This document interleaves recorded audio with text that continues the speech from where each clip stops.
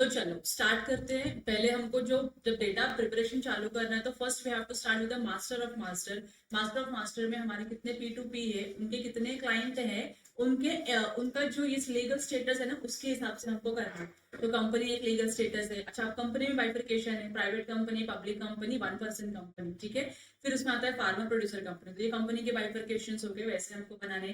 फिर उसके बाद एलएलपीज आते हैं, फिर उसके बाद पार्टनरशिप फर्म है, एचयूएफ है और सोल प्रोप्राइटरशिप है। तो ये हमारे टाइप्स ऑफ एंटिटी है। तो इन सारे टाइप्स ऑफ एंटिटी का हम कितना काम कौन से क्लाइंट से लेते हैं, कितना करते हैं, उसका हमारे पास एक मास्टर ऑफ मास्टर होना चाहिए। और हर एक क्लाइंट को एक कोड दिया जाएगा, हर एक पी टू पी को एक कोड दिया जाएगा और हर एक क्लाइंट को एक कोड दिया जाएगा।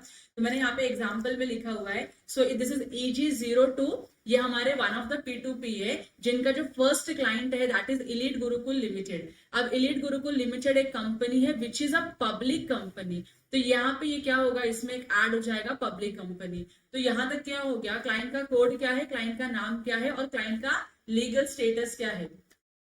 उसके आगे हमको क्या ऐड करना है, स्कोप ऑफ वर्क। मतलब ये जो शीट अब बनेगी ना, ये तुम्हारा मास्टर ऑफ मास्टर बनने के बाद, तुम्हारा मास्टर ऑफ मास्टर बनने के बाद जो तुम्हारा समरी शीट बनेगा वो हमारा लीगल एंटिटी वाइज बनेगा।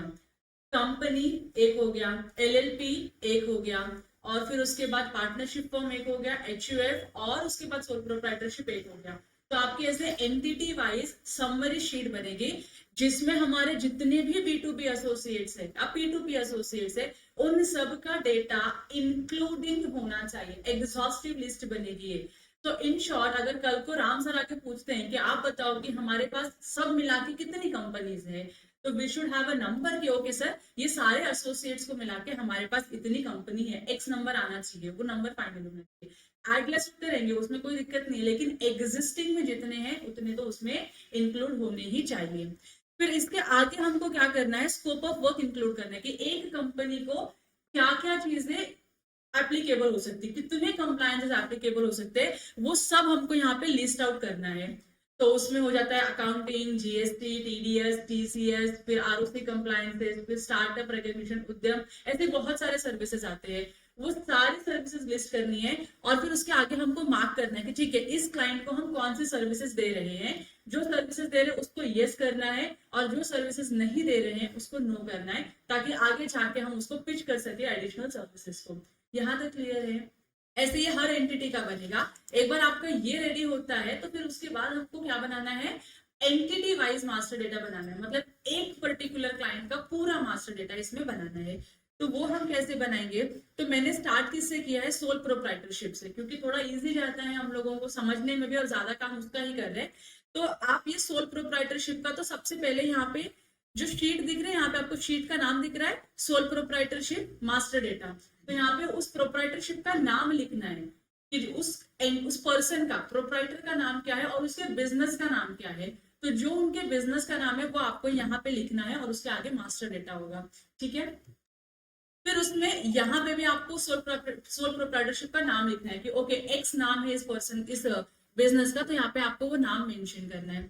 एक बार नाम मेंशन होने के बाद आपको डॉक्यूमेंट की चेकलिस्ट बनानी है, अपडेट करनी है।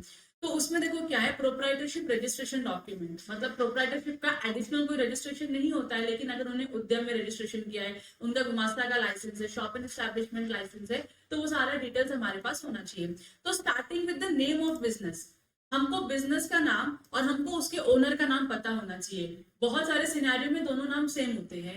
जैसे Ram Patil is the name of the owner, Ram Patil and associates is the name of his business. तो ये समझ में आ जाता है कि राम पाटिल का ये बिजनेस है। लेकिन बहुत बार क्लाइंट्स क्या करते हैं, उनके बिजनेस का नाम अलग रखते हैं और ओनर का नाम कुछ और होता है। तो वो कंफ्यूजन ना क्रिएट हो कि भाई इसका ओनर कौन है या इस बिजनेस का मालिक कौन है, समझ में नहीं आ रहा है। तो वो कंफ्यूजन को इरेडिकेट करने के लिए हमने क्या किया, यहाँ पे आपको बिजनेस का नाम लिखना है और उनके ओनर का नाम लिखना है, ठीक है। फिर आप, क्योंकि सोल प्रोप्राइटरशिप है तो उनका अलग से कोई पैन नहीं होता है, तो जो ओनर का पैन है वही उनके बिजनेस का पैन बनता है। तो आपके पास पैन की कॉपी होनी चाहिए। कॉपी आपको यहाँ स्टेटस में लिखना है कि अवेलेबल है या अवेलेबल नहीं है। पैन नंबर है आपके पास, आपके पास पैन की कॉपी है तो यहाँ पे पैन नंबर आना चाहिए, जो भी पैन नंबर होगा उस पर्सन का, और यहाँ पे उसका स्टेटस अवेलेबल आना चाहिए, ठीक है। वैसे ही उनका आधार होना चाहिए हमारे पास, तो आधार का नंबर यहाँ लिखोगे डिटेल्स में, स्टेटस में क्या रखोगे, अवेलेबल। फिर उसके बाद सेम गोज विद टैन, अगर बड़े क्लाइंट्स होते हैं तो उनका टैन नंबर भी होता है, तो टैन नंबर लिखना है और उनका स्टेटस कि टैन सर्टिफिकेट हमारे पास है या नहीं है। फिर जीएसटी रजिस्ट्रेशन होना चाहिए, मोबाइल नंबर, ईमेल आईडी और उस क्लाइंट का फोटो। उद्यम सर्टिफिकेट है, एमएसएमई सर्टिफिकेट है, तो वो भी अगर है तो उसका रजिस्ट्रेशन नंबर आता है, रजिस्ट्रेशन नंबर लिखना है और हमारे पास डॉक्यूमेंट है वो या नहीं है, उसका स्टेटस लिखना है। फिर उसके बाद अगर उन्होंने कुछ एडिशनल रजिस्ट्रेशन लेके रखा होगा, शॉप एंड एस्टैब्लिशमेंट में अलग से लिया है, कॉपीराइट है उनका या ट्रेडमार्क है उनका, या फिर उन्होंने कोई दूसरा फूड लाइसेंस लिया हुआ है या फिर कोई भी लाइसेंस लेके रखा उन्होंने, तो उसका हमारे पास क्या होना चाहिए, रजिस्ट्रेशन नंबर होना चाहिए और डॉक्यूमेंट्स हमारे पास अवेलेबल होना चाहिए सॉफ्ट कॉपी में। यहाँ तक क्लियर है आप लोगों को? अच्छा, अब इसमें एक मिनट, अब इसमें आपको डेटा रखना कैसे, मैं पहले वो बताती हूँ। तो ये जो जितनी भी आपको शीट दिख रही है ना, KYC sheet, proprietor detail, accounting doc details, compliance document, GST return status, अब ये आपका ना क्या बनेगा, सारे फोल्डर बनेंगे। तो केवाईसी आपके प्रोप्राइटरशिप का जो नाम है, जो पहला फोल्डर, जैसे राम पाटिल एंड एसोसिएट्स, ये क्या है, मेरा क्लाइंट है, इस क्लाइंट के अंडर में क्या जाना है अभी, केवाईसी का फोल्डर। अब उस केवाईसी के फोल्डर में भी एडिशनल चीजें आती हैं, तो यहाँ पे पहला क्या है आपका, प्रोप्राइटरशिप रजिस्ट्रेशन डॉक्यूमेंट। तो उसके अंदर केवाईसी के अंदर ये फोल्डर बनेगा और फिर उस फोल्डर के अंदर ये सारी इंफॉर्मेशन क्या होनी चाहिए, इंक्लूडेड होनी चाहिए। तो पैन, आधार, रजिस्ट्रेशन सर्टिफिकेट, सब कुछ यहाँ पे आना चाहिए आपका। ये क्लियर हो गया? अगर आपने इसमें, अब देखो, जैसे आप बोलोगे आप नेम ऑफ द बिजनेस, अब नेम ऑफ द बिजनेस का क्या ही डॉक्यूमेंट रहेगा आपके पास, तो यहाँ पे आपको उसका नाम लिखना है, इसका कोई डॉक्यूमेंट नहीं, लेकिन जहां जहां पे डॉक्यूमेंट्स अवेलेबल है उसका कॉपी हमारे पास होना जरूरी है। और नहीं है तो क्या लिखना है आपको, स्टेटस नॉट अवेलेबल। नहीं अवेलेबल है तो क्या करना पड़ेगा, फिर क्लाइंट को आपको तो पहले एक पूरी शीट भरनी है, शीट आपकी सीनियर के हाथ में देनी है, एक बार सीनियर भी वेरीफाई कर ले, कभी कभी डॉक्यूमेंट सीनियर के पास होते हैं तो वो आपको दे देंगे, और जो सीनियर्स के पास भी नहीं है फिर वो डायरेक्टली क्या करेंगे, क्लाइंट से कोऑर्डिनेट करेंगे और वो डॉक्यूमेंट्स मंगाएंगे और इस फोल्डर में रखना है। वो नॉट एप्लीकेबल, नॉट अवेलेबल करके चलेगा नहीं, डॉक्यूमेंट्स हमको कंप्लीट करने हैं। इसके लिए आपको ये होने के बाद आपके सीनियर्स को बताना है कि सर ये डॉक्यूमेंट अवेलेबल नहीं था, ये डॉक्यूमेंट आप मंगा दीजिए। ठीक है, तो सीनियर्स की रिस्पॉन्सिबिलिटी लिखने का है और क्लाइंट को इन्फॉर्म करना है इमीडिएटली। उधर आगे दो कॉलम दिख रहे हैं आपको, ठीक मतलब आपने वेरीफाई किया है, क्या ना, आप अपना नाम लिखोगे उसमें, जिसने भी वेरीफाई किया ईजी में, वेरीफाइड बाय जज, verified by Aarti, verified by Vijay, ठीक है ना, यहाँ पे ईजी रिमार्क में आ गया।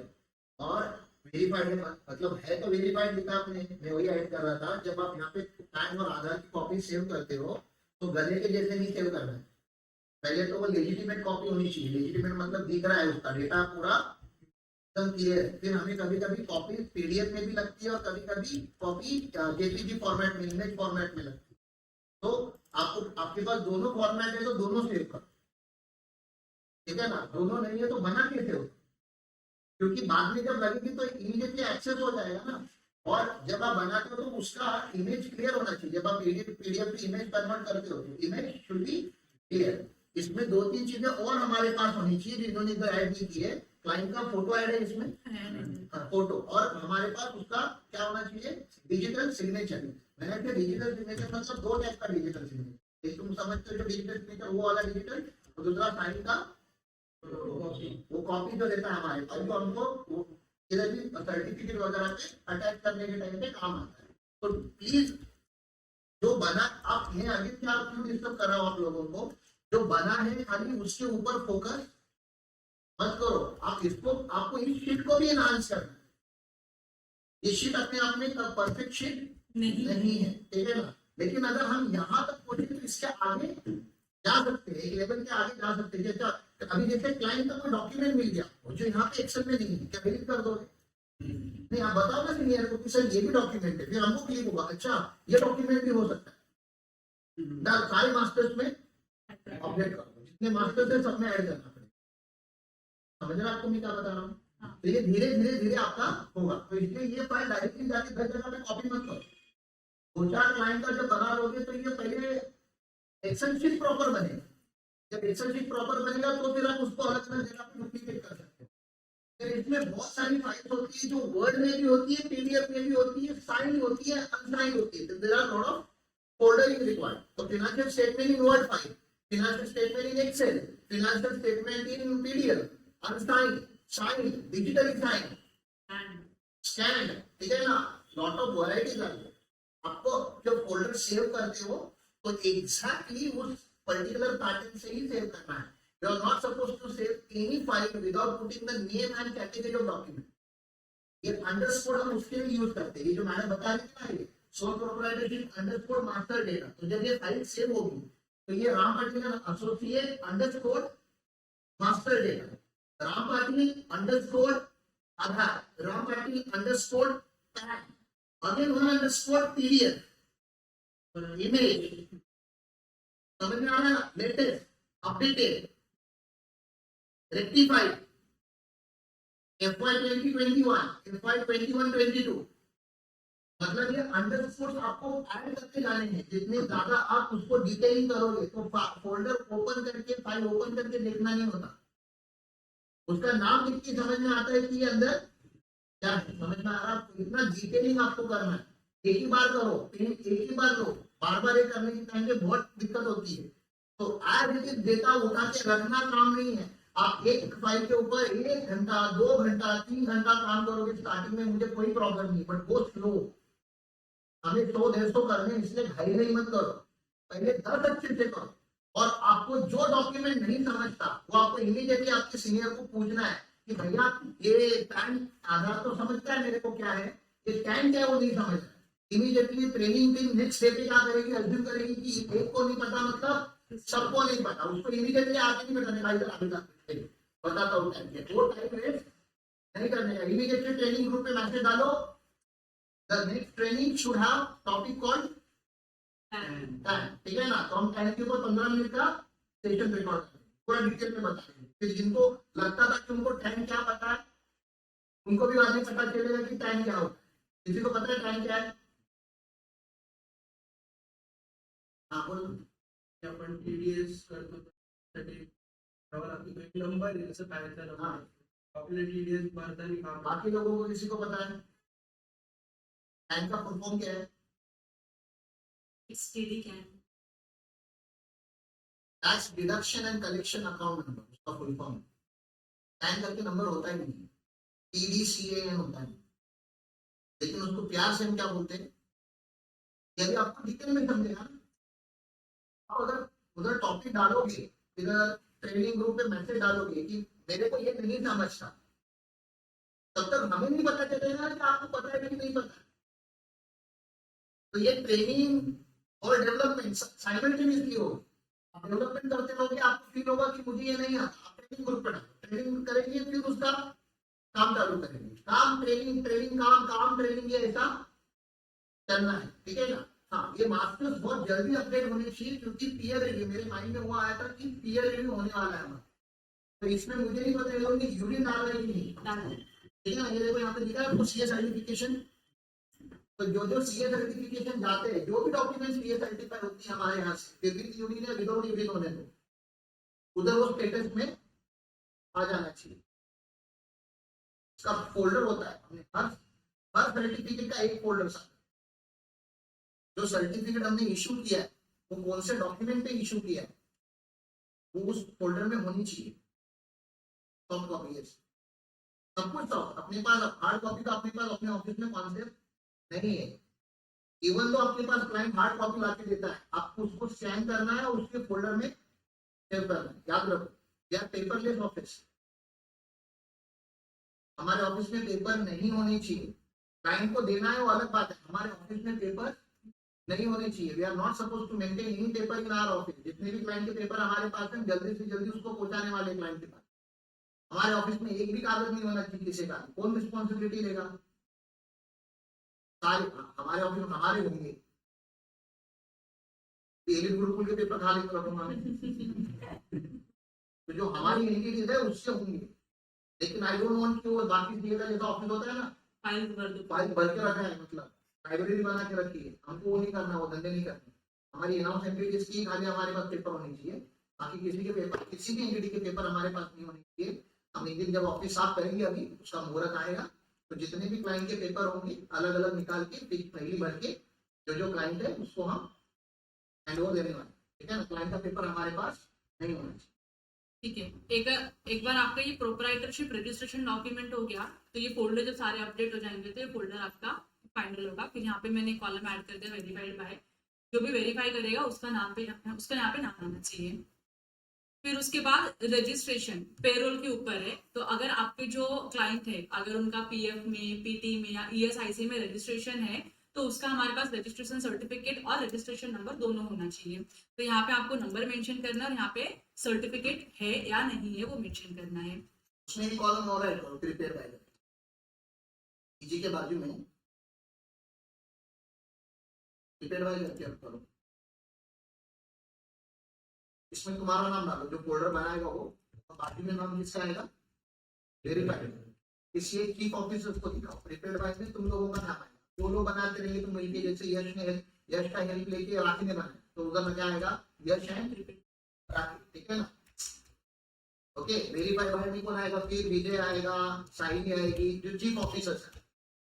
तो आपको सीनियर को दिखाना, seniors are not suppose to put lot of time into verification, लेकिन एक ओपन करके देख लो और इमीडिएटली आप अपने जूनियर्स को इंटीमेट करो कि भाई ऐसे नहीं था, ये देखिए इमेज ओपन करके देखा क्या तू, ये black and white pan card किधर अपलोड करेगा रे बाबा, पैन नंबर भी नहीं दिखा है, उसका डेट ऑफ बर्थ क्लियर नहीं दिखा है। अच्छा, पैन नंबर का और डेट ऑफ बर्थ आधार का मैच होना चाहिए, या उसमें और एक ऐड करो, ठीक है ना, whether Aadhaar number is updated with mobile number and Aadhaar is link with PAN, ठीक है ना, वो भी ऐड करना पड़ेगा। नहीं होगा तो क्लाइंट को बताना पड़ता है कि साहब आप जाके अपना आधार अपडेट करा लो और पैन और आधार लिंक करा लो, ₹1000 का पेनाल्टी है, ₹1000 है उसकी। वेरीफाई भी कर देते हैं, we can delete that form, not needed. होगा तभी भी कुछ है डिलीट की जरूरत नहीं है, हाइड ही कर देंगे। हां, हाइड कर सकते जो अनवांटेड कॉलम्स है उसको आगे जाके हाइड कर देंगे एक बार सब होने के बाद। ठीक है, तो यहाँ पे इसके अलावा भी अगर और कोई पेरोल वाले या एम्प्लॉइज के लिए अगर रजिस्ट्रेशन लिया रहेगा हमारे क्लाइंट ने, तो उसका यहाँ पे क्या होना चाहिए, सर्टिफिकेट होना चाहिए, नाम होना चाहिए। तो यहाँ पे ब्लैंक स्पेस इसके लिए रखा हुआ है कि अगर कुछ इसमें नहीं मेंशन और आपको मिलता है एडिशनल, तो सर ने बताया वो आपको इसमें इंक्लूड करना है। ठीक है, अभी वही लिख रहा हूं, कंपनी प्रोफेशनल टैक्स रजिस्ट्रेशन लिखा है, वर्ड रॉन्ग है वो कंपनी, तो क्या बोलते हैं हम, एंटिटी रजिस्ट्रेशन होना चाहिए। कंपनी आप खाली कंपनी को यूज कर सकते हैं, पार्टनरशिप फॉर्म होगा तो फॉर्म रजिस्ट्रेशन होगा। स्टेट वाइज में क्या लिखा है, स्टेट वाइज में आप लोग क्या लिखोगे, अगर कोई पार्टनरशिप फॉर्म 4 स्टेट में होगी तो आपको TT Maharashtra, TT Gujarat, state wise 4 बार कॉपी नहीं करना है। हाँ, उस स्टेट का नाम स्पेसिफाई करना है और फिर उसका रजिस्ट्रेशन नंबर और सर्टिफिकेट रखना है।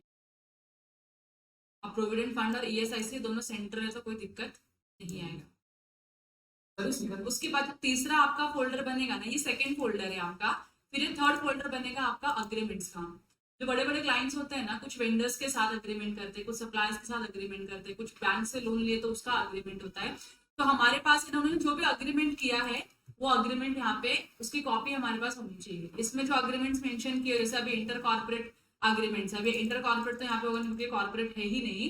तो यहाँ पे अगर आपने किसी सप्लायर से या किसी वेंडर से अग्रीमेंट किया परचेज और sale of raw material goods के लिए, तो आप इसको इसमें मेंशन कर सकते हो। इसमें सबसे ज्यादा इंपॉर्टेंट मैंने उसको हाईलाइट करके इसलिए रखा है ना, ऑडिटर एंगेजमेंट। वो जो विनायक सर आपको बोले ना 1 पेज प्रपोजल, 1 पेजर प्रपोजल, वो ये है कि हमको उसमें हमारे क्लाइंट को बताना है कि सर आपके इस फाइनेंशियल ईयर के लिए ये सारे सर्विसेज हम आपको प्रोवाइड करेंगे and this will be the rates charged by us. तो वो एक बनना जरूरी है, क्योंकि जब भी पीयर रिव्यू होता है तो वहां पे स्कोप ऑफ वर्क भी चेक करने के लिए वो पूछ सकते हैं डॉक्यूमेंट कि आपका स्कोप ऑफ वर्क क्या है इस कंपनी का काम करने के लिए। तो हमारे पास स्कोप ऑफ वर्क बताने के लिए होना चाहिए कि देखिए सर ये हमारा स्कोप ऑफ वर्क है, ये डिसाइडेड किया था, ये sign and stamp by the client है। तो इसके लिए हमारा ऑडिटर्स के साथ एंगेजमेंट लेटर होना बहुत ज्यादा जरूरी है। फिर वो कोई भी टाइप की एंटिटी हो, ऑडिटर एंगेजमेंट होना चाहिए कि साल भर में आपका इतना काम करेंगे, इतनी फीस चार्ज करेंगे उसके लिए। एक खाली पॉइंट ऐड यहाँ पे करता हूँ, यहाँ पे तुमको पता है कि हम लोग ऑडिटर है, राम पाटिल एसोसिएट या पीएन राज ऑडिटर है, आप इंटरनल ऑडिट या अकाउंटिंग के कॉलम में डैश मारोगे, भले उसका अकाउंटिंग हमारे यहाँ पे होता हो, फिर भी क्या मारोगे, डैश, क्योंकि अकाउंटेंट और ऑडिटर सेम एंटिटी नहीं हो सकती, याद रखो ये चीज, ठीक है ना। तो उसमें हमने क्या बोला, अकाउंट वेरिफिकेशन का एक कॉलम ऐड करने बोला है मेरे सर्विस, वहां पे आप यूज कर सकते हो, क्योंकि ऑडिटर अकाउंट वेरीफाई कर सकता है लेकिन अकाउंट बना नहीं सकता, प्रैक्टिकली बनाना पड़ता है, क्योंकि अपने को पता है वो प्रैक्टिकल अलग है और ये मास्टर डेटा अलग है। वो डैश समझ के हमको समझ में आ जाएगा कि इधर डैश, तो एक चीज का उसका भी ध्यान रखना है हम लोगों को। फिर ऐसा कोई स्पेसिफिक अगर ओपिनियन लिया रहेगा, जनरली एप्लीकेबल नहीं है, अगर है, जैसे उनके अगर अलग से लीगल कंसल्टेंट होते, उन्होंने बोला कि आपको ये काम करना है या काम नहीं करना है, तो उसका हमारे पास क्या होना चाहिए, डॉक्यूमेंट्स होना चाहिए कुछ ना कुछ। तो और उसके यूजुअली बाद ये कब होता है जब भी आपका जैसे नंबर ट्री ग्रुप के बहुत सारे लीगल इश्यू चालू है, ठीक है ना, ये लोगों को पता नहीं है इसलिए लोग बोलते हैं एप्लीकेबल नहीं है। नंबर ट्री ग्रुप के बहुत सारे केसेस चालू है, जीएसटी डिपार्टमेंट में चालू है, इनकम टैक्स डिपार्टमेंट में चालू है, लीगल मैटर चालू है, तो उनके लीगल कंसल्टेंट हम नहीं है, वो मैटर हैंडल करने वाला कंसल्टेंट कोई और है। डोंट यू थिंक हमें भी उसका नॉलेज होना चाहिए कि उस केस का क्या हुआ, कहाँ तक जा रहा है वो केस, कुछ उसके रिकॉर्ड वगैरह होंगे, एप्लीकेशन क्या होगा, अपील क्या होगा, पेपर होंगे, क्योंकि आप उस कंपनी के ऑडिटर हो या कंपनी के आप एक कंसल्टेंट हो, आपके पास कोई इन्फॉर्मेशन, तो इसलिए वो वहां पे आता है कि अगर कोई ओपिनियन वगैरह है तो हम उस क्लाइंट को पूछते हैं, ठीक है ना। जैसे कोई एडवोकेट अगर हमारी केस लड़ रहा है तो उसका नंबर हमारे पास रखते हैं, उनको पूछते हैं कि भैया ये कितना बड़ा रिस्क है कंपनी को, ठीक है ना, इससे हमारी कंपनी को कितनी लाइबिलिटी हो सकती है, और उसका ओपिनियन हम वहाँ पे मेंशन करते हैं पर्टिकुलर डॉक्यूमेंट। तो वो ओपिनियन है या एग्रीमेंट? ये ओपिनियन वाला है, और नीचे यहाँ पे कुछ इन्फॉर्मेशन एग्रीमेंट है वो यहाँ पे है। ठीक तो अगर कुछ भी ओपिनियन दिया राइटिंग में भी होगा उनका, तो यहाँ पे हम सॉफ्ट कॉपी मेंटेन कर लेंगे। फिर सबसे इम्पोर्टेंट चीज़ है इस शीट में, वो ये है लॉगिन आईडी एंड पासवर्ड्स। तो हमारे जो भी क्लाइंट है उनका जितना भी रजिस्ट्रेशन है अलग अलग इसके अंदर, लॉज के अंदर, उसका सबका क्या होना चाहिए, हमारे पास लॉगिन आईडी और पासवर्ड होना चाहिए। और जो भी लॉगिन आईडी पासवर्ड यहाँ पे रहेगा that has to be updated, कि कल को मुझे अगर उनका जीएसटी का पोर्टल लॉगिन करके चेक करना है कुछ कंप्लायंसेस के लिए या कुछ नोटिस के अभी लिए। क्या होता है, अभी हम पूछते हैं हमारे ऑपरेशन टीम जो उसका काम करते रहते हैं, मतलब कभी कभी राम पाटिल ने महसूस किया कि मेरे को अगर मेरे को खुद का मेरा लॉगिन आईडी चाहिए तो मुझे यहाँ नहीं मिलता, मेरे पास होता नहीं है, और मुझे पता नहीं मुझे कौन सी फाइल ओपन करूंगा तो मुझे पासवर्ड मिलेगा। ये लोग भी क्या करके रखते हैं, शॉर्टकट क्या करके रखते हैं, इनकी जो ये होता है ना ब्राउजर, ब्राउजर में कुछ पासवर्ड ये लोग क्या करके रखते हैं, सेव करके, जो पासवर्ड किधर अपडेटेड नहीं है, ठीक है। बीच में विजय मानी का लैपटॉप पुणे में रह गया, भूल गए हम लोग लैपटॉप के कॉलेज में, ठीक है, 4 दिन हमारे पास लैपटॉप आए, 4 दिन हमको पासवर्ड नहीं मिल रहा, क्योंकि पासवर्ड किधर है, लैपटॉप में नहीं है, ब्राउजर में है, और ब्राउजर लैपटॉप में, मतलब जब तक ब्राउजर ओपन नहीं होगा तब तक पासवर्ड नहीं मिलेगा। ये सही है कि गलत है? गलत है, इधर तो होना चाहिए ना पासवर्ड का। अच्छा, ये पासवर्ड का मास्टर डेटा नहीं है, पासवर्ड का मास्टर डेटा तुम लोगों के पास रहेगा। ये क्लाइंट ने अगर कल मेरे को फोन करके बोला कि राम सर वो हमारा इनकम टैक्स का पासवर्ड दे दो, तो मैं इनकम टैक्स का पासवर्ड का शीट नहीं ओपन करेगा, मैं क्लाइंट का ये शीट ओपन करेगा, ये शेयर करेगा, बोलेगा सर ये आपके सारे लॉगिन आईडी और पासवर्ड है, ये ले, समझ में आ रहा है? वो लॉगिन होनी चाहिए, वो ज्यादा इम्पोर्टेंट है, क्योंकि जीएसटी के पासवर्ड जनरली वो 3-3 महीने पे अपडेट होते रहते हैं। तो आप बैंक लोगों का पासवर्ड मत डाल, को नहीं लिखा नहीं है इसलिए, नहीं लिख देंगे, इसलिए आप लोगों को हाँ बोलेंगे बैंक का पासवर्ड नहीं देता, बैंक का लॉगिन आईडी पासवर्ड और ओटीपी का नंबर भी दे दो। तो यहाँ पे आपको सारा यूजर आईडी मेंशन करना है और यहाँ पे उसके आगे सारे पासवर्ड्स यूज करने हैं, ठीक है। ये एग्जॉस्टिव, इसमें बहुत सारी चीजें हैं, तो कुछ फिर भी कुछ आपको एडिशनल आता है, मिल जाता है, तो प्लीज ऐड कर दो इसमें। फिर अदर इन्फॉर्मेशन में ये क्या है, आपको डिटेल्स डालने की साइनिंग पर्सन कौन होगा। तो क्योंकि सोल प्रोप्राइटरशिप है तो generally he is the only person who is going to sign. तो यहाँ पे फिर भी उसका नाम लिख के रख दो, नाम और डेजिग्नेशन की, भाई आप ये पर्सन हो और ये आपका डेजिग्नेशन है। बहुत सारी जगह पे अभी प्रोप्राइटर भी क्या करते हैं, अपने पावर ऑफ अटॉर्नी दे दी जाती है, जैसे खन्ना फैमिली है, अभी वो बहुत पुराने हो गए, बहुत बूढ़े अंकल हो गए, तो उनकी पावर ऑफ अटॉर्नी किसको तो दी जाती है, तो बेटे को दी जाती है, वाइफ को दी जाती है, कोई ना कोई रहता है फैमिली में, क्यों अप्लीकेबल नहीं है। कभी ना कभी आपको ऐसे क्लाइंट भी मिलेंगे जिनकी पावर ऑफ अटॉर्नी किसी और के पास है। तो वो आपको यहाँ पे उनका डिटेल्स मेंशन करना है।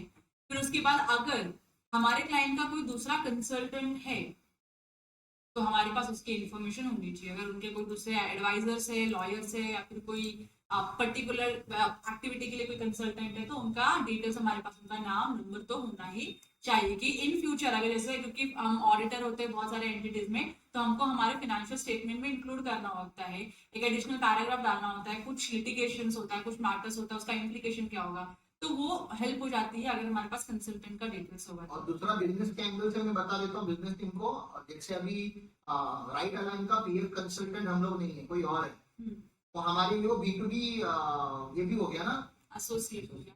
B2B एसोसिएट हो सकता है ना। हमने उनको बोला था कि सर उनको फोन करके हमको अपॉइंटमेंट दिला दीजिए ना उनके साथ। मैंने बोला था जाओ, मैं अभी फोन करता हूँ, जाओ मिलने जाओ। हम लोग गए नहीं, हमारे पास टाइम नहीं था। तो ये अगर एक क्लाइंट के 5 कंसल्टेंट है, उनको समझ रहे हैं, एक B2C से 5 हमको B2B मिल सकते हैं। और क्योंकि वहां पे हमारा क्लाइंट कॉमन है, तो सामने वाला मीटिंग दे देगा। वो ना नहीं बोलेगा। बोलेंगे ना राइट अलाइन से सर हम राइट अलाइन के ऑडिटर हैं, मैं चाहता आपको डेफिनेटली हाँ बोलेगा, आप बोलेगा ही नहीं। और सुन के भी लेगा सर, ठीक है ना। अगर एक 50 कॉन्टेक्ट देगा अपने को मिल जाते हैं। जैसे एजीएम के हम स्टैट्यूटरी ऑडिटर नहीं है, स्टैट्यूटरी ऑडिटर पाटिल था, ठीक है ना। पीएफ कंसल्टेंट कोई और है, तो एजीएम से तुमको 5 लोग मिल जाएंगे। जैसे आपको लोग ढूंढने हैं, और फिर उसका आप बिजनेस टीम के पास जब डेटा आ जाएगा, वो हम करवा लेंगे आप लोगों से। ऑपरेशन हॉल को बोलेंगे हम कि भाई तेरा जरा क्लाइंट के रिलेशन अच्छा है, जरा B2B कंसल्टेंट का जरा कॉन्टैक्ट निकाल के दे देना, फोन करके अपन जूम मीटिंग कर लेते हैं उनके साथ। ये बिजनेस पॉइंट है। फिर उसके आगे बैंकिंग डिटेल्स, जैसे हमारे क्लाइंट का कौन से अकाउंट में, कौन से बैंक में अकाउंट है, एड्रेस क्या है, उसका IFSC कोड क्या है, अकाउंट नंबर, ये सारे जो डिटेल्स होते हैं वो हमारे पास होने चाहिए। क्योंकि कभी कभी हमको डिटेल्स लगता है हमारे पास नहीं रहते हैं। तो इसके लिए अच्छा, ये एक बैंक का यहाँ पे आपको ये दिया हुआ है, रिलेशनशिप मैनेजर का भी नाम देंगे। आपके क्लाइंट बैंकर का रिलेशनशिप मैनेजर होता है, तो उसका भी डिटेल्स यहाँ पे सेव करके रखो। ऐसे जितने भी उनके बैंक अकाउंट होंगे अलग अलग बैंक्स में, उसका डिटेल्स यहाँ पे आपको इंक्लूड करते हुए जाना है। नहीं होगा तो पेंडिंग रखो, ये सब डिटेल के इतना मैंडेटरी नहीं है। लेकिन जब हम उस क्लाइंट के पास बैठेंगे ये एक्सेल शीट लेके, तो उसे अपडेट करवाएंगे। आपके पास हर डॉक्यूमेंट होना जरूरी नहीं है, लेकिन आपके पास जितने हैं उतने यहाँ पे आने चाहिए। ठीक है। फिर अगर आपने ये सारे, अब जितने भी आपको यहाँ पे ग्रे में हेड्स दिख रहे हैं ना, ये सारे क्या होने हैं, फोल्डर्स बनते हैं। और उस फोल्डर्स में सारे पर्सन्स के डिटेल्स इन्फॉर्मेशन सेव होनी है। जहाँ पे एप्लीकेबल नहीं है प्लीज एक्स्ट्रा फोल्डर्स मत क्रिएट करो। यहाँ तक होने के बाद आपका एक जो केवाईसी का शीट है, एक जो केवाईसी का फोल्डर है, वो अपडेट हो जाता है। फिर उसको आपको क्लोज करना है। फिर आपको यहाँ पे आना है प्रोप्राइटर के डिटेल्स में। अब वहां पे जो डिटेल्स है आपके, वही डिटेल्स जनरली यहाँ पे होंगे। तो आई थिंक हमको इसमें कुछ एडिशनल चीजें जो मेंशन की, खाली उतना ही रखो। डेटा डुप्लीकेशन मत करो। डेटा डुप्लीकेशन यहाँ पे मत करो, डिलीट कर देना वो पैन नंबर, आधार नंबर। इसमें तुम क्वालिफिकेशन डॉक्यूमेंट डाल सकते हो, अगर उसकी हमने प्रोफाइल बनाई है। जैसे अभी राम पाटिल है, तो राम पाटिल का क्या हुआ है, प्रोफाइल इधर इधर अपलोड करने के टाइम में लगता है आपको कि हु इज प्रोप्राइटर। अगर प्रोजेक्ट रिपोर्ट अगर मांगेंगे बना के, मैं बोलेगा मेरे को बैंक से 50 लाख का लोन चाहिए, तो आप क्या बोलोगे, बैंक क्या बोलेगी, प्रोजेक्ट रिपोर्ट दो। प्रोजेक्ट रिपोर्ट में क्या लिखोगे, राम पाटिल एसोसिएट को प्रोप्राइटर लिखेंगे। और क्या लिखोगे नीचे, मेरे बारे में 4 बातें लिखोगे कि नहीं, बैंक को चाहिए ना किसको लोन देना है। अरे किसी से शादी करने जाओगे तो वो पूछेगा ना कि लड़के ने क्या करके रखा है। तो बैंक शादी से भी आगे है, क्योंकि यहाँ पे शादी करके लड़की इधर ही आ जाती है। बैंक को पैसा रिटर्न चाहिए, तो बैंक ज्यादा इन्वेस्टिगेशन करता है। तो एक प्रोप्राइटर के बारे में आपको क्या क्या पता होना चाहिए, वो पूछ रहा हूँ, मेरे बारे में आपको क्या क्या पता होना चाहिए। एजुकेशन पता होना चाहिए, घर पता होना चाहिए, उसके रिकॉर्ड होनी चाहिए। रिकॉर्ड होगी तो और अच्छे हैं। मेरे रिकॉर्ड है क्या आप लोगों के पास। कल अगर मैं ट्रैवल कर रहा हूँ केरला में, वो मैं बोलूँगा मेरे बीकॉम की डिग्री दे दो, या मेरा ये एग्जाम का फॉर्म भर दो, मेरे रिकॉर्ड आपके पास होनी चाहिए क्या, होनी चाहिए ना। आपके पास किसके पास है, ये मेरी मतलब हर प्रोप्राइटर चॉइस है, लेकिन जितने प्रोप्राइटर आपके पास है उनके तो हो ही सकते हैं ना। तो मेरा क्वालिफिकेशन का डॉक्यूमेंट, मैं चार्टर्ड अकाउंटेंट हूं, आपने बोला तो क्या भरोसा, झूठ बोलता रहूंगा तो। झूठ बोलते कि नहीं लोग। हमारी बिल्डिंग में फर्स्ट फ्लोर पे डॉक्टर रहता था, हमसे इंजेक्शन देते थे, दवाइयां देते थे। 6 महीने के बाद उसको पुलिस अरेस्ट करती है। मैंने बोला पुलिस के अरेस्ट के लिए अंदर वो, बोलते हो डॉक्टर नहीं, और सब जगह डॉक्टर बन के घूम रहे, और हम लोग ठीक भी हो रहे। समझ रहे हैं उनको, फेस वैल्यू पे कुछ भी कंसिडर नहीं करते हैं, ठीक है ना। हर चीज का डॉक्यूमेंट लेना, फिर एक प्रोफाइल होनी चाहिए, प्रोफेशनल फोटोग्राफ होनी चाहिए। वो वाला फोटो जो तुमने पहले वाले में लिखा हुआ है, वो पासपोर्ट फोटो है, अपलोड करनी है। इधर प्रोफेशनल फोटो कल अगर मैं बैंक का प्रोजेक्ट रिपोर्ट बना के दे रहा हूँ, तो मैं प्रोफेशनल फोटो लगाएगा ना, ऐसा वो अरे तुम्हारे वो वाला फोटो नहीं लगाएगा ना, भावपुर में श्रद्धांजलि वाला।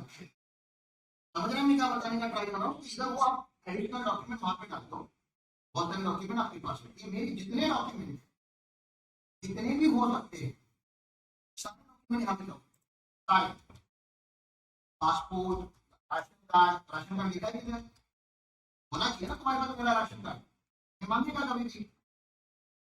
हाँ मेरा HP गैस का कनेक्शन है, नहीं तो तुम खाना कैसे खाओगे, HP गैस का कनेक्शन मेरा अगर तुम्हारे पास नहीं होगा तो गैस वाले को कैसा बुक करोगे तुम। लेकिन ये सारे प्रोप्राइटर का शायद नहीं हो पाएगा। सारे का नहीं है, ये बता रहा हूँ, सारे का तो होगा, तो मुझे बताओ ना। अब विजय मालिक प्रोप्राइटर है, हाँ, इन हाउस वालों को करेंगे। दिनेश एक प्रोप्राइटर है, दिलीप एक प्रोप्राइटर है, अंकित एक प्रोप्राइटर है। आप मैक्सिमम लो, क्यों? क्योंकि उसको इतना कॉन्फिडेंट रहना चाहिए कि अगर मेरे पास अगर कोई डॉक्यूमेंट नहीं है ना तो उसको अपने खानदान की याद देनी चाहिए कि डॉक्यूमेंट उसको भी कौन देगा, ये बिल्कुल दे देगा। और मैं नहीं बता रहा कि 1-2 महीने में जनरेट होगा, वो नहीं थोड़ा आराम से जनरेट होता है, but these are the folder they are suppose to maintain. एक इंसान की जो डॉक्यूमेंट होते हैं, बर्थ सर्टिफिकेट से लेके डेथ सर्टिफिकेट, मेरी लाइफ इंश्योरेंस पॉलिसी, मेरी मेडिकल पॉलिसी, मेरी गाड़ी की पॉलिसी नहीं हो सकती आपके पास। कल में मरेगा तुमको पता ही नहीं मेरा लाइफ इंश्योरेंस किधर है, ऐसा नहीं बनेगा तुम लोग। तो मैंने कुछ पॉलिसी नहीं होगी तो बोल सकते हैं ना पॉलिसी निकाल लो, मैडम एक पॉलिसी निकाल दी, पता है आपको? तुमको नहीं पता, भूल जाती कभी तो आज तक उसने एक ही पॉलिसी निकाला और वो मेरा घर का पैसा घर में घूम रहे, समझ। ठीक है, तो मैंने यहाँ पे बहुत सारी चीजें इंक्लूड कर दी है, और भी चीजें याद आते रहेंगी तो इसमें ऐड होते रहेंगे।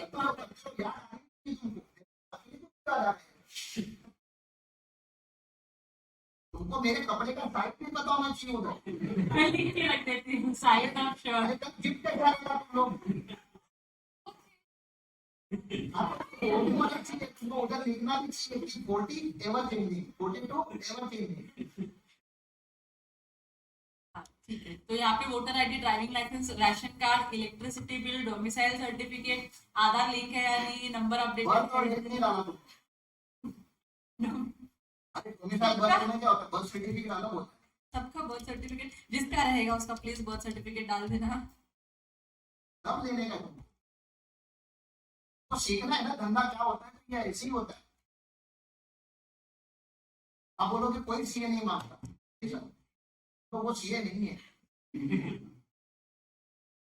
और प्रोफेशनल फोटो प्रोफाइल होना चाहिए प्रोप्राइटर का, educational qualification along with the documents, फिर पासपोर्ट अगर है तो पासपोर्ट का कॉपी, लेटेस्ट पासपोर्ट, एक्सपायरी वाला पासपोर्ट नहीं चलेगा, mobile number, email ID, DSC है तो डीएससी का स्टेटस और डीएससी का एक्सपायरी डेट भी पता होना चाहिए यहाँ पे। तुम लोग हर डॉक्यूमेंट का एक्सपायरी लिख सकते हो, driving licence expiry date, passport expiry date, client को याद दिलाना पड़ता है, सर आपका ड्राइविंग लाइसेंस एक्सपायर हो गया, मेरा पासपोर्ट एक्सपायर हुआ था, मेरे को नहीं पता था। बहुत सारे लोगों का डॉक्यूमेंट एक्सपायर होता है, दे दो, हमको पता होना चाहिए, हमारे यहाँ से मैसेज जाना चाहिए। तो ये सारे इन्फॉर्मेशन यहाँ पे आपको मेंटेन करनी है, और कुछ अगर याद आता है एडिशनल कि नहीं ये भी डेटा हो सकता है किसी इंसान का, तो प्लीज बता देना, इंक्लूड कर दूंगी मैं हर जगह पे। तो ये आपका केवाईसी है ना, जो ये जो प्रोप्राइटरी डिटेल्स है ना, ये सेकंड फोल्डर है आपका, ठीक है, जिसमें आपका ये फोल्डर बनेगा डिटेल्स ऑफ सोल प्रोप्राइटर, उसमें सब कुछ जाएगा। ये इमरजेंसी कांटेक्ट नंबर ऐड करो। हाँ, इमरजेंसी कांटेक्ट, मैं क्या बोलती हूँ, यहाँ पे मेरा कांटेक्ट नंबर ऑलरेडी है, मैं उसको जो वहाँ पे ना इमरजेंसी करती हूँ, emergency mobile number, additional email ID अगर रहेगा तो हो सकता है ना आपका 2 ईमेल आईडी है, मेरा 3 ईमेल आईडी है, तो ये सारी चीजें आपको इसमें इंक्लूड करनी है। हाँ, तो ये आपका सेकंड फोल्डर खत्म होता है, ठीक है, इन्फॉर्मेशन डाल दो, डिटेल्स और डॉक्यूमेंट सारे मेंटेन कर दो तो सेकंड फोल्डर क्लियर हो जाता है। अब फिर आते हैं हम लोग थर्ड फोल्डर पे, जिसका है अकाउंटिंग डॉक्यूमेंट्स चेकलिस्ट। राम, इस पे ना हम लोगों को एक्चुअली पहले बात करनी चाहिए। अभी इसमें देखो कैसे होता है ना कि क्लाइंट के यहाँ पे क्या प्रोटोकॉल यूज होता है अकाउंटिंग करने का, डेटा मैनेज करने का, ये उसकी डिटेल्स है बेसिकली। तो चार्ट ऑफ अकाउंट्स कि वो होना कैसे है, फिर अकाउंटिंग पॉलिसी, अब राम पटेल एसोसिएट क्लाइंट है, चार्ट ऑफ अकाउंटिंग मतलब मेरा अकाउंटिंग के मेजर हेड्स क्या है, अकाउंटिंग हेड्स क्या होते हैं।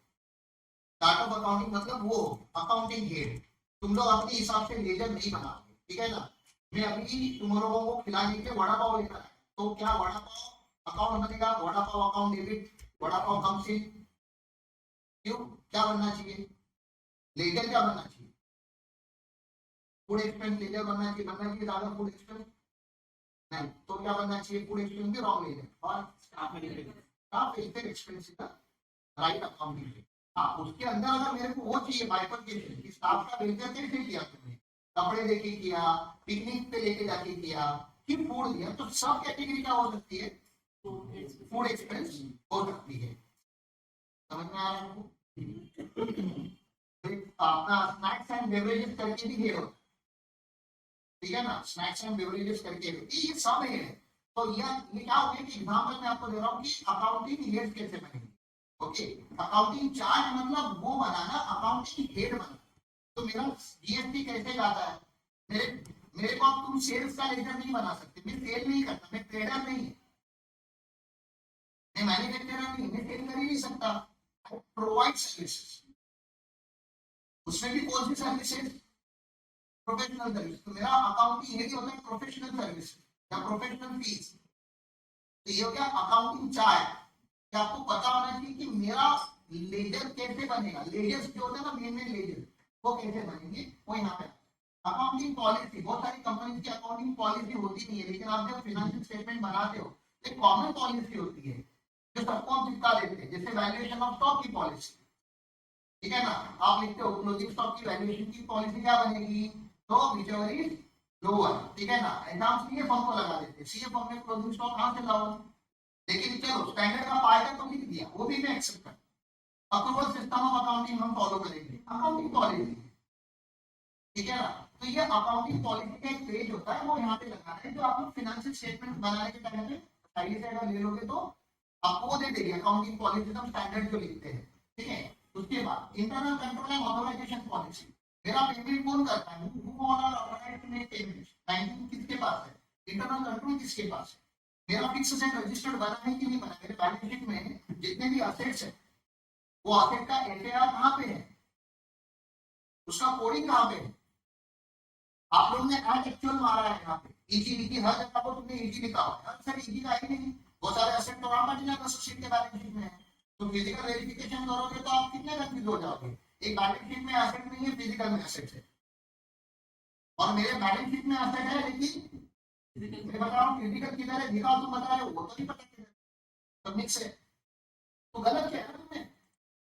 मेरे जो असेट, मेरे जिसका जीएसटी नंबर हमने लिया है, जिस असेट का अगर जीएसटी की रेट होती है तो जीएसटी ऑफिसर क्या बोलेगा, साहब आपने जो टीवी ली है वो किधर है, साहब आपने प्रोजेक्टर लिया किधर है, तुमने बताया ये प्रोजेक्टर में है, उस पर लिखा है तुमने यही थी, ये तो आपका है नहीं।